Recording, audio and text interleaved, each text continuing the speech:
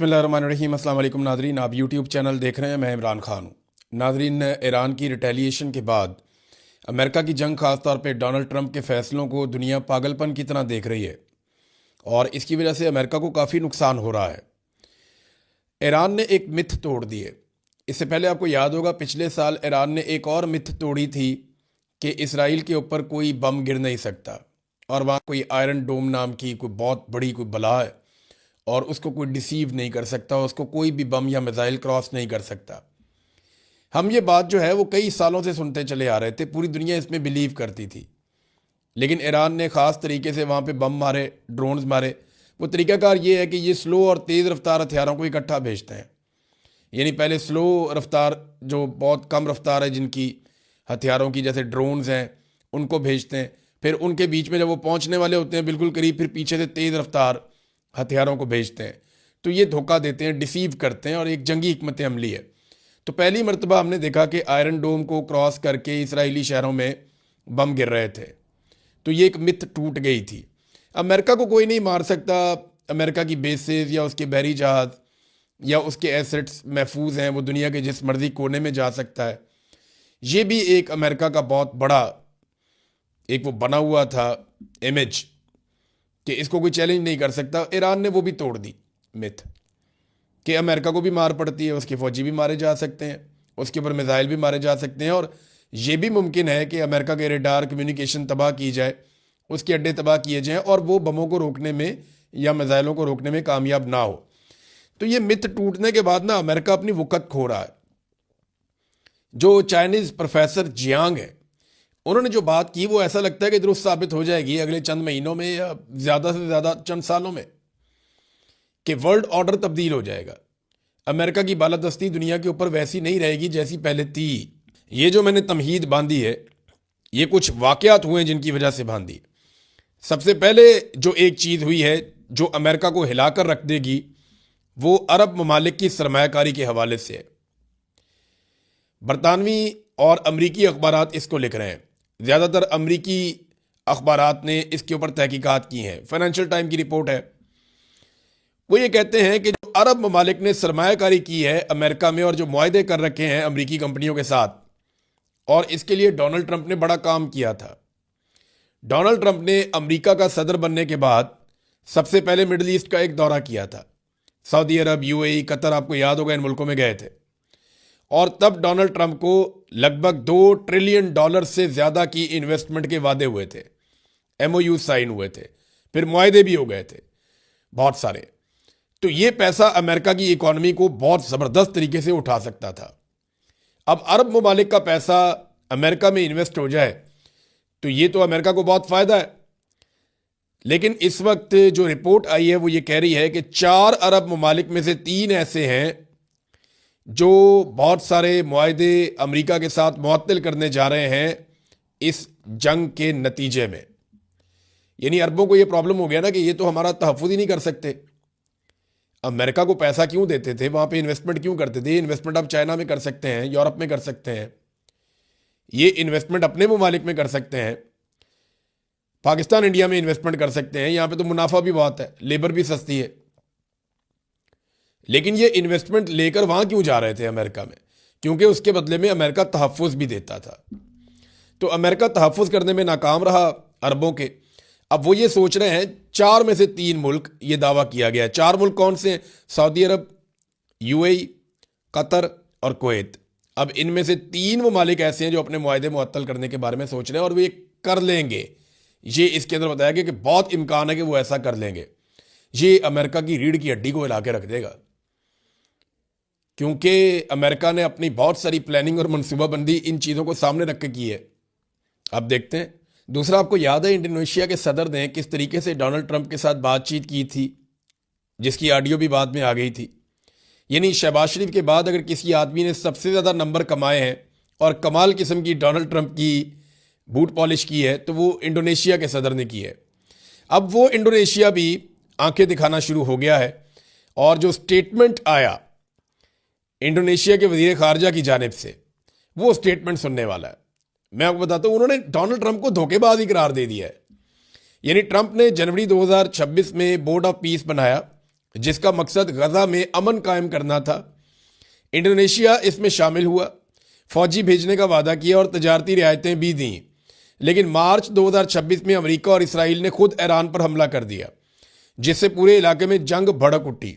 इस पर इंडोनेशिया के वजीर खारजा ने बोर्ड ऑफ पीस की तमाम बातचीत मुअत्तल कर दी और सदर प्राबोवो ने कहा कि अगर ये बोर्ड फलस्तीनियों के लिए फायदेमंद साबित ना हुआ तो इंडोनेशिया इससे निकल जाएगा। इंडोनेशिया का कहना है कि जो प्लेटफॉर्म अमन के नाम पर बना था उसी के बानी ने नई जंग छेड़ दी है, यानी धोखा हुआ है। अब आप अंदाजा करें कि इंडोनेशिया जो थोड़ा अरसा पहले तक उनका सदर जो है वो टका के जूते पॉलिश कर रहा था, अब वो खड़ा हो गया। और ये जुर्रत उसको कैसे आई? वो ईरान से आई। उसने देखा कि ईरान कुट रहे हैं अमेरिका नू, हम इनको क्या समझते थे, ये क्या निकल आए। और उसके बाद उन्होंने ये भी देख लिया कि मिडल ईस्ट के लोग भी उनके खिलाफ हो रहे हैं, वो भी ये सोच रहे हैं कि हमारे तहफ़्फ़ुज़ में नाकाम रहे। तो डोनाल्ड ट्रंप के लिए बहुत कुछ लूज होता हुआ दिखाई दे रहा है, अमेरिका के लिए भी। जबकि पाकिस्तानियों को अभी तक होश नहीं आई। पाकिस्तानियों का प्रॉब्लम ये नहीं है ना, पाकिस्तानी जो गवर्नमेंट है उसका प्रॉब्लम कोई फॉरेन पॉलिसी या ये चीज़ें नहीं है, वो तो कोई भी हुकूमत होगी चला ही लेगी। असल प्रॉब्लम उनका ये है कि पाकिस्तान के अंदर जो वो गंद मार रहे हैं ना, वो असल उनका मसला है। जो इंसानी हकूक़ की पामालियाँ हो रही हैं, अदलिया को यरगमाल कर लिया है, मीडिया को कंट्रोल कर लिया है, सोशल मीडिया एक्टिविस्ट जो है वो गिरफ्तार किए जा रहे हैं। तो जो पाकिस्तान के अंदर ख़वातीन के साथ जुल्म और बर्बरियत, जबरी गुमशुदगियाँ हो रही हैं, सियासी मुखालिफिन के साथ जो किया जा रहा है, और पाकिस्तान की फौजी अदालतें बना के सजाएँ दे रही है, और जो पाकिस्तान की मिलिट्री एस्टेब्लिशमेंट ने कंट्रोल किया, ये चीज़ें पाकिस्तान के अंदर जो है इस कंट्रोल को कायम रखने के लिए और सबसे बड़े मुखालिफ इमरान खान को दबाने के लिए पाकिस्तान सारा कुछ कर रहा है। जो मौजूदा रजीम है इसका कोई उसूलों के साथ ताल्लुक नहीं है, पाकिस्तान के फ़ायदे नुकसान की बात नहीं है। पाकिस्तान के अंदर जो मुसल्लत टोला है वो अपने मफाद के लिए सारी पॉलिसी बना रहा है। एक और चीज़, ये तो हो गया इंडोनेशिया, पाकिस्तान को तो होश आनी नहीं है। अमेरिका और इसराइल ने मुसलमान मुल्कों को लड़ाने की भी एक कोशिश की, उसमें भी नाकाम हो गए। यानी सऊदी अरब ने खुद ईरान के हक में स्टेटमेंट दे दिया, यूएई ने भी कह दिया कि हम अपनी सरजमीन अब इस्तेमाल नहीं करने देंगे ईरान के खिलाफ। ये बड़ी खुशाइंद बात है। जिन ममालिकों यानी तुर्की को, अज़रबैजान को, इराक को, यूएई को, कतर को, सऊदी अरब को, इन तमाम ममालिक को मिलाकर ईरान से लड़ाने की कोशिश की गई, लेकिन कामयाबी नहीं हुई, ना अमेरिका को ना इसराइल को। हाँ, सिर्फ पाकिस्तान और अफगानिस्तान को लड़ाने में अमेरिका कामयाब हुआ, और वो भी पाकिस्तान के हुक्मरान क्यों लड़ते हैं वो आप जानते हैं अच्छी तरह। प्यूटन ने एक स्टेटमेंट दिया डोनाल्ड ट्रंप के बारे में और अमेरिका के बारे में, और देखिए हालात ऐसे पैदा हो गए हैं कि अमेरिका अकेला होता चला जा रहा है। मैं बताता हूं कैसे। प्यूटन ने कहा कि अमेरिका ने किस खुशी में इराक, शाम और लीबिया पर हमला किया। सिक्योरिटी काउंसिल की पाबंदियां अमेरिका पर क्यों लागू नहीं हुई? अमेरिका के लिए बैनुल अक़वामी कानून यही है कि वो जो चाहे कर सकता है, उसने बस फैसला किया और जंग कर दी। अमेरिका जो चाहे करता है और किसी से जवाबदेह नहीं होता, ये प्यूटन ने कहा। देखिए ना, दुनिया का कोई भी मुल्क जैसे ही जंग करता है, ये पाबंदियां, ये हथियार बनाए पाबंदियां, ये वाला वेपन क्यों ले आए पाबंदियां, यहां पे आप क्यों आगे पाबंदियां। अमेरिका पे कभी कोई पाबंदी लगी है? वो सिर्फ पाबंदियां लगाता है, उसके ऊपर पाबंदी नहीं लगती, जो मर्जी करता रहे। वो एक मुल्क का सदर ही उठा के ले गए बीच में से, कोई पाबंदी नहीं, किसी ने पूछा ही नहीं। एक मुल्क के अंदर जेनोसाइड कर रहे हैं। ईरान में 200 अहदाफ को निशाना बनाया पिछले 24-48 घंटों के अंदर, 36 घंटों में लगभग 200 अहदाफ, और सिविलियंस का कत्लेआम किया है। 200 तो सिर्फ बच्चे शहीद हो गए अब तक की इतला के मुताबिक ईरान में, और ये जेनोसाइड है, यानी नस्लकुशी कर रहे हैं ईरानियों की, जैसा गजा के अंदर किया गया इसराइल की जानिब से। तो ये प्यूटन ने निशानदेही की है। अच्छा, इसमें ना अक़वाम मुत्तहिदा के सेक्रेटरी जनरल एंटोनियो गुतेरेस का एक स्टेटमेंट आया, और उन्होंने कहा जी पिछली कई दहाइयों में एटमी हमले का इतना खतरा नहीं था, या एटमी हथियारों के इस्तेमाल का इतना खतरा नहीं था जितना खतरा अब है। यह स्टेटमेंट बहुत अहम है। देखिए, ईरान क्या एटमी धमाका कर सकता है? मैं एटमी हमले की बात नहीं कर रहा, एटमी तजर्बे यानी एटमी धमाके की बात कर रहा हूं। तो बिल्कुल अब ईरान के पास पूरा जवाब मौजूद है।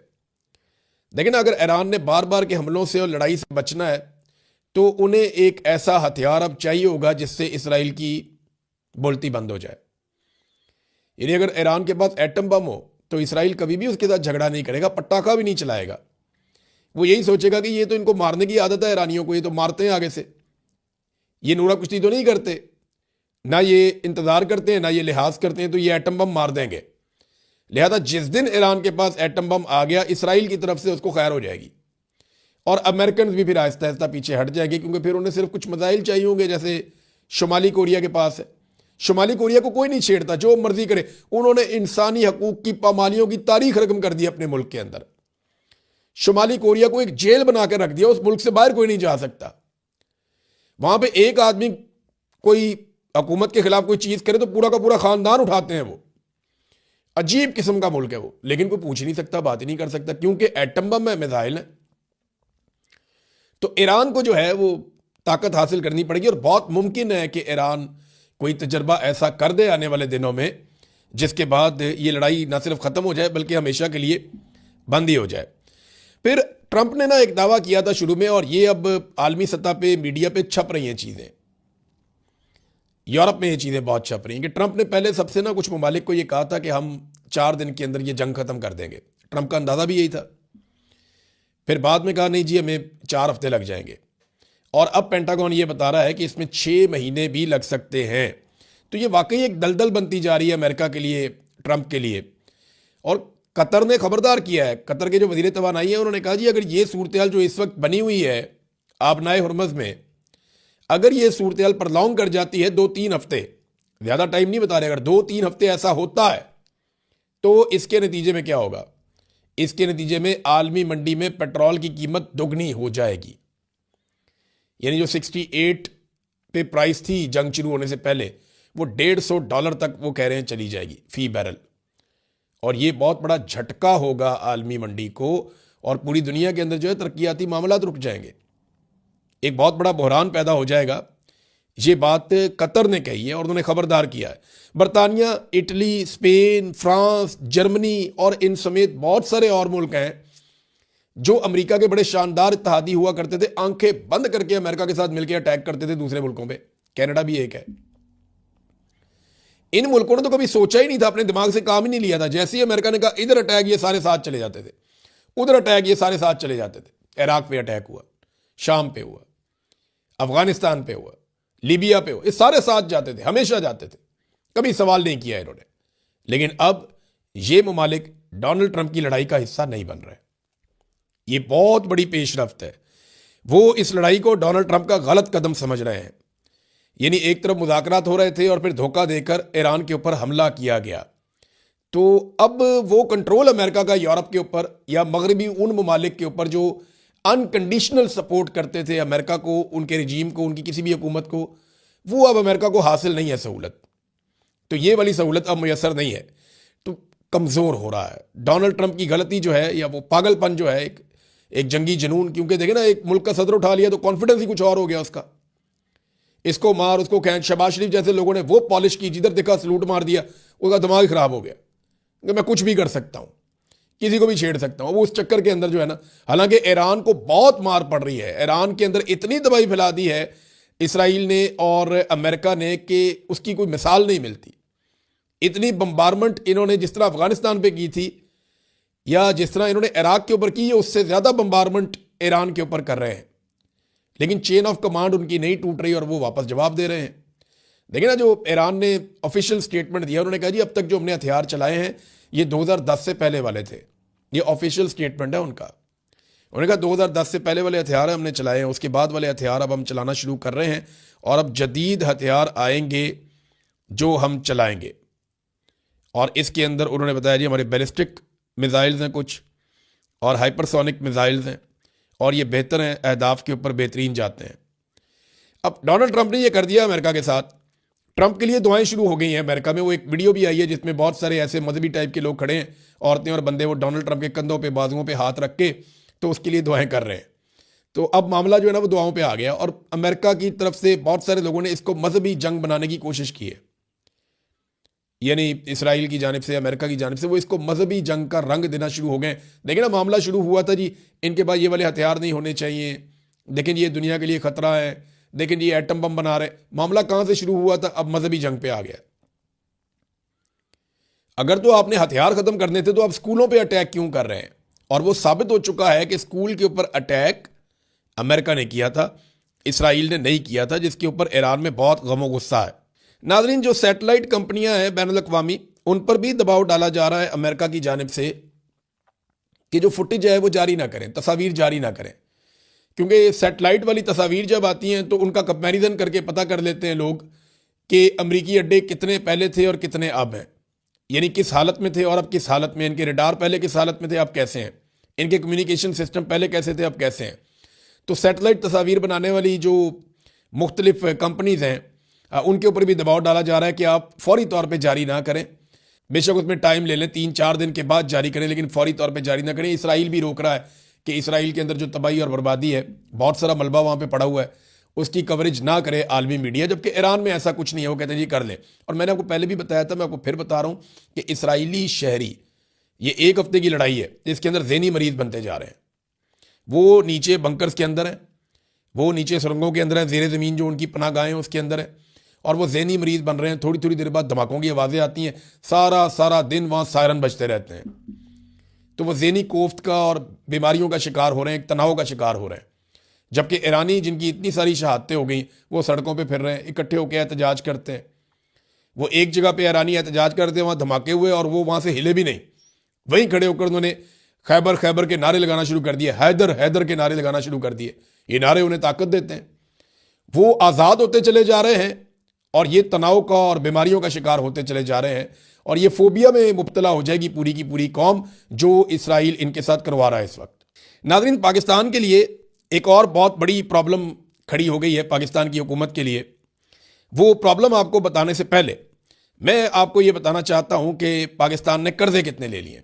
वफाकी हुकूमत ने तबाही फेर दिया कर्ज़ों की, इनको नए जहाज़ चाहिए, अय्याशी चाहिए, उन जहाज़ों में अपनी नौकरानियाँ, अपनी बेटियां, उनके शौहर, उनके बच्चे, रिश्तेदार, लटरम पटरम सबको लेकर इनको जाना है, मेकअप आर्टिस्ट, ये वो सब, इन्होंने अपनी लाइफ इंजॉय करनी है महंगे महंगे जहाज़ लेकर। और मज़े की बात यह है कि वो इमरान खान साहब कहते थे ना कि बाहर से लोग हमारे मुल्क में नौकरियां करने आएंगे, ये मेरा ख्वाब है। वो ख्वाब मरीम नवाज़ ने पूरा कर दिया। मरीम नवाज़ का जो जहाज़ है उसके गैर मुल्की पायलट हैं और उनको डॉलरों के अंदर तनख्वाहें दी जाएंगी। कोई $38,000 बता रहे एक की पता नहीं $32,000, ऐसे कुछ ज़्यादा तनख्वाहें उनकी। तो ये अब जो पायलट्स हैं मरीम नवाज़ के, वो गैर मुल्की हैं। गैर मुल्की क्यों है? कि जैसे ही इमरजेंसी होगी गैर मुल्की पायलट इनको लेके निकल जाएंगे। पाकिस्तानी पायलट होगा तो सवाल होगा, जवाब होगा, दबाव भी होगा, बात बाहर भी निकलेगी। गैर मुल्की पायलट है तो कोई बात नहीं निकलेगी, फौरन लेके फ्लाई करेगा। भागने की फुल तैयारी है इनकी। मैं अच्छी तरह समझ रहा हूँ सारे मामला जो हसीना वाजिद के साथ हुआ। इनको आइडिया है कि इनको एक दिन भागना पड़ेगा पाकिस्तान से, जिस दिन पाकिस्तानी खड़े हो गए। अब जरा कर्जों वाले मामले पे आ जाएं कि अय्याशियां इनकी आप देख लें और कर्जे देख लें आप। वफाकी हुकूमत का जो कर्जा है वो 79,322 अरब रुपए की बुलंद तरीन सतह पे पहुंच गया है। एक साल में पाकिस्तान ने कर्जे लेने के सारे रिकॉर्ड तोड़ दिए हैं, और ये स्टेट बैंक ऑफ पाकिस्तान की रिपोर्ट है, मैं नहीं कह रहा। स्टेट बैंक ऑफ पाकिस्तान कह रहा है कि वफाकी हुकूमत ने कर्जों में बहुत बड़ा इजाफा कर दिया है। फरवरी 2025 से लेकर जनवरी 2026 तक पूरे एक साल में जो मकामी कर्जे लिए हैं वो 5,734 अरब और बैरूनी कर्जे में 1,464 अरब रुपए का इजाफा किया। यानी टोटल जो कर्जों के अंदर इन्होंने इजाफा किया है वो 7,000 अरब से ज्यादा का इजाफा कर दिया है। यानी 7,093 अरब रुपए कर्जा बढ़ गया है, जो पाकिस्तान का एक तारीखी रिकॉर्ड है। ये मुल्क को दिवालिया कर देंगे। अच्छा, इतना कर्जा लेकर ये लगाते कहां पे हैं? यानी रोजाना का 20 अरब का कर्जा ले रहा पाकिस्तान। अगर इस हिसाब से आप देखें 365 दिनों में इन्होंने 7,000 अरब से ज्यादा का कर्जा ले लिया है। तो जितना कर्जा ये रोजाना ले रहे हैं वो लगा कहां रहे हैं? वो पैसा जा किधर रहा है? कौन सी चीज आप पाकिस्तान के अंदर बना रहे हैं? वो इतने पैसों में तो नया मुल्क बन जाता है, इतने पैसों में तो अवाम की किस्मत बदल जाती है। और आपने टके का काम नहीं किया अपने जहां। ये पैसा कहीं जा रहा है, कहीं पे डंप हो रहा है, जिसकी किसी को समझ नहीं आ रही। और ये पाकिस्तान की मईशत का बेड़ा गर्क कर रहे हैं। कोई आदमी सरमायाकारी करने को तैयार नहीं है। ये जाके कभी अफगानिस्तान से लड़ पड़ते हैं, कभी दहशतगर्दी लेकर आ जाते हैं, कभी अदालतों को कंट्रोल कर देते हैं। वो कॉमनवेल्थ की रिपोर्ट आई है ना, मैं पहले आपको वो पढ़ के सुनाता हूं। ये एक और चीज में फंस गए। कॉमनवेल्थ यानी दौलत मुश्तरका, पाकिस्तान उसका रुकन है, और ये इमदाद भी देते हैं पाकिस्तान को। ये पाकिस्तान के साथ तजारती मुआहदे जो हैं उनके अंदर भी मदद करते हैं बहुत सारी चीज़ों में।